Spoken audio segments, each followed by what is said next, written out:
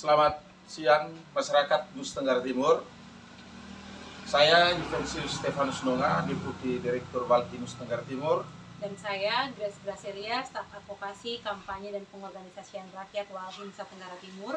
Mewakili seluruh forum Walhi Nusa Tenggara Timur, Eksekutif Daerah Walhi Nusa Tenggara Timur, Dewan Daerah Walhi Nusa Tenggara Timur, juga lembaga anggota Walhi Nusa Tenggara Timur, mengucapkan selamat Hari Lingkungan Hidup 2024.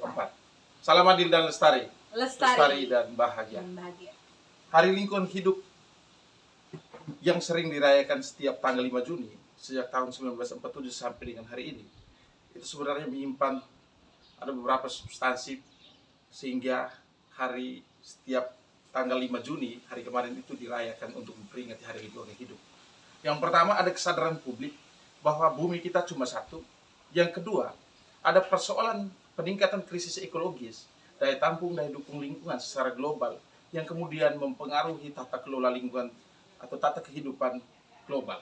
Itu yang pertama. Yang kedua, dalam konteks Nusa Tenggara Timur, ancaman dari kerusakan lingkungan hidup hari ini terjadi begitu masif.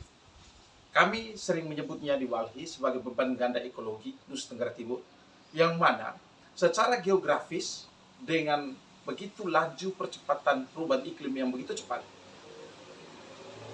kemudian memberikan kerentanan pada wilayah di Nusa Tenggara Timur. Yang pertama, dengan situasi geografis yang mayoritas adalah pulau-pulau kecil, dengan situasi kerentanan secara sosial, secara budaya dan lain sebagainya, dengan situasi alam. Ketika menghadapi krisis iklim akibat perubahan iklim ini, Nusa Tenggara Timur berada dalam situasi yang sangat rentan. Dalam situasi tanpa kita melakukan pembangunan, tanpa kita melakukan apa-apa di dalam wilayah Nusa Tenggara Timur, Nusa Tenggara Timur sudah berada dalam situasi rentan karena peningkatan dari krisis iklim. Itu beban ganda yang pertama. Beban ganda yang kedua, masifnya investasi proyek yang tidak pro terhadap keberlanjutan lingkungan yang masuk di Nusa Tenggara Timur. Itu menjadi beban ganda ekologi yang kedua. Kita tahu bersama, misalnya di wilayah Flores, sejak 2017, dari Kementerian ESDM, mereka mengeluarkan kebijakan penetapan Pulau Flores sebagai pulau geotermal, yang kemudian kebijakan ini melegitimasi dengan beberapa perencanaan pengeboran baru di titik-titik geotermal di wilayah Flores. Beberapa tahun terakhir ini kita tahu ada gejolak perlawanan dari masyarakat di Pocoleok, di Waisano, di Radabata, karena ada ancaman dari proyek ekstraktif ini, industri ekstraktif ini.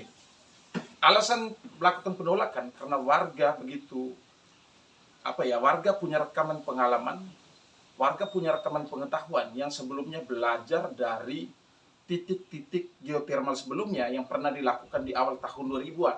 Misalnya di Daratai, Ulumbu, dan Sokria yang punya cerita menambah kerentanan wilayah. Dalam hal ini berdampak buruk kepada lahan pertanian, berdampak buruk kepada lahan pemukiman sekitar lokasi proyek, kemudian menambah kerentanan dari lingkungan hidup itu sendiri. Itu yang pertama. Yang berikut, ancaman kedua itu industri ekstraktif pariwisata yang hari ini masif terjadi di wilayah Labuan Bajo dengan kebijakan nasional penetapan sebagai kawasan strategis pariwisata nasional, kemudian melegitimasi beberapa privatisasi pulau, privatisasi wilayah, kemudian pada alih fungsi kawasan hutan, kemudian privatisasi sumber daya, air, dan lain sebagainya, yang kemudian berdampak pada ketidakadilan di level masyarakat itu sendiri. Dan kondisi lain, ancaman-ancaman lain, Nusa Tenggara Timur pernah punya cerita buruk dari aktivitas pertambangan mangan dan industri pertambangan mineral lainnya yang kemudian berdampak buruk pada situasi alam, pada situasi hutan, pada air, dan penggusuran masyarakat adat, penggusuran masyarakat petani dan nelayan yang kemudian berdampak pada hilangnya akses dan kontrol masyarakat terhadap lingkungan hidup. Cerita soal mangan kita bisa melihat bagaimana kebijakan itu tergambar dari beberapa izin-izin yang dikeluarkan oleh Kementerian ESDM.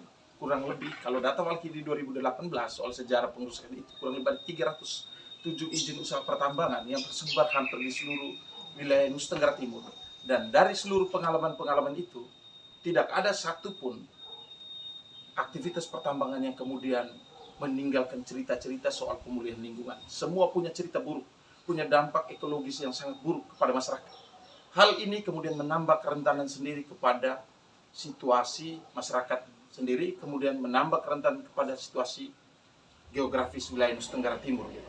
Padahal yang harus dilakukan pemerintah itu sendiri adalah bagaimana memastikan perlindungan terhadap masyarakat dan juga perlindungan terhadap wilayah, meningkatkan kapasitas geografis, kapasitas wilayah dari alam di Nusa Tenggara Timur, misalnya dengan melakukan konservasi dan lain sebagainya, dengan mekanisme adaptasi lingkungan untuk merespon perubahan iklim, dan juga mereka memastikan perlindungan terhadap kelompok-kelompok rentan di Nusa Tenggara Timur yang kita tahu mayoritas masyarakat Nusa Tenggara Timur dengan situasi alam yang sudah rentan dan dengan begitu banyak kerentanan secara sosial dan lain sebagainya, mereka tidak punya banyak pilihan ketika krisis iklim itu meningkat. Oleh karena itu, di momentum Hari Lingkungan Hidup ini, Walhi mengangkat dengan salah satu tema melindungi, memperkuat, memperluas wilayah keluarga rakyat dan mencegah pemburukan krisis ekologi di Nusa Tenggara Timur. Sekian saja, akan dilanjutkan oleh Kak Grace. Oke, baik. Selamat siang masyarakat Nusa Tenggara Timur. Bersama dengan ini saya juga melanjutkan apa yang sudah disampaikan dan digambarkan oleh Kak Yuven tadi terkait dengan persoalan yang lingkungan hidup yang saat ini terjadi di Nusa Tenggara Timur. Tentu kalau kita melihat dampak dan kerentanan dari setiap persoalan lingkungan hidup yang tadi dijelaskan oleh Kak Yuven terkait dengan beban ganda ekologis, kita bisa melihat bahwa kelompok yang paling rentan menghadapi situasi kerusakan lingkungan hidup adalah perempuan dan juga anak-anak, dan juga masyarakat adat.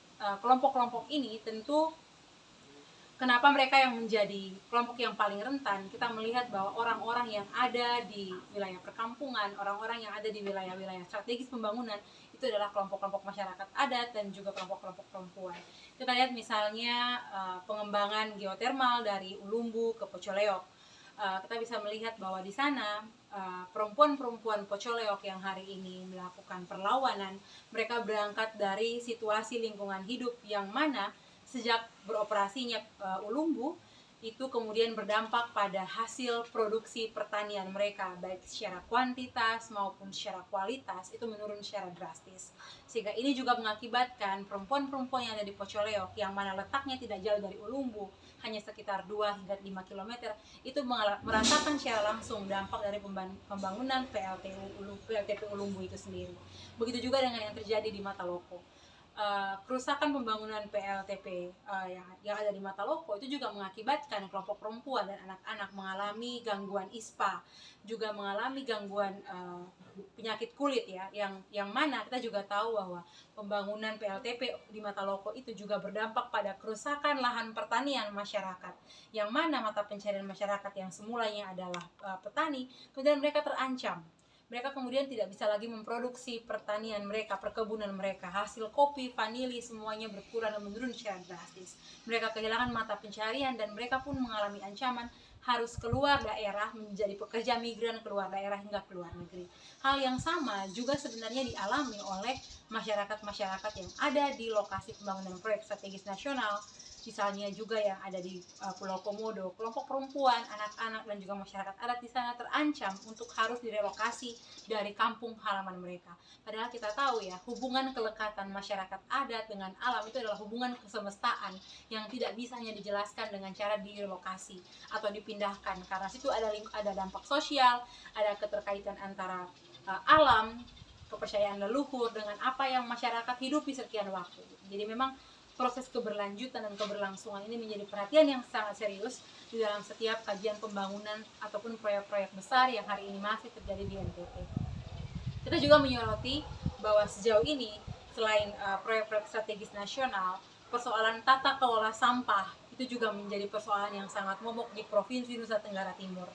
Hasil investigasi Walhi menunjukkan bahwa dalam lensa krisis Walhi itu menemukan di 22 kabupaten kota itu memiliki persoalan tata kelola sampah yang juga sama, yakni kita hanya menggunakan sistem kumpul, angkut, dan juga buang. Dan ini kemudian menjadi suatu hal yang menarik untuk kemudian dilihat secara serius ya, bahwa hingga hari ini persoalan sampah itu belum menjadi salah satu persoalan yang diperhatikan secara serius oleh pemerintah. Padahal ya, sampah ini juga berkontribusi pada meningkatnya krisis iklim gitu. Jadi kebakaran yang terjadi di TPA, bukan hanya di Kota Kupang ya, di TPA Alak, tapi di TPA lain yang ada di Indonesia, itu juga sebenarnya menunjukkan bahwa sebenarnya dampak daripada kebakaran TPA, pengelolaan TPA yang tidak serius, pengelolaan sampah yang tidak serius, bahkan proses pemilahan yang tidak terjadi sama sekali, itu sangat berkontribusi pada masifnya peningkatan krisis iklim yang hari ini kita semua rasakan. Jadi bersama dengan ini juga sebenarnya kami mau mendorong dan mau mengajak semua elemen untuk kemudian terlibat di dalam kerja-kerja keberlanjutan dan keberlangsungan lingkungan hidup yang lebih baik ke depan. Dan di momentum Hari Lingkungan Hidup ini, Walhi Nusa Tenggara Timur bersama dengan Yayasan SHIP Indonesia, kami bekerja sama akan melangsungkan pameran dan diskusi. Pameran ini temanya Kembali ke Alam, yang akan dilaksanakan pada tanggal 15 Juni 2024 bertempat di kantor Walhi di Kelapa Lima, Kota Kupang. Kita akan bersama-sama melakukan sharing secara bersama di dalam diskusi panel yang mengangkat isu terkait dengan pangan lokal, transisi energi, dan juga pengelolaan sampah, yang mana juga akan ada sharing session dengan DPRD Provinsi Nusa Tenggara Timur, DLHK Provinsi Nusa Tenggara Timur, dan juga teman-teman yang selama ini bekerja di dalam isu-isu pemberdayaan dan keberlanjutan lingkungan hidup. Untuk itu, bersama dengan ini kami mengajak semua lembaga, semua elemen untuk terlibat, tidak hanya mengkritisi, tapi juga kita mengambil bagian di dalam kerja-kerja keberlanjutan untuk lingkungan hidup yang jauh lebih baik. Demikian.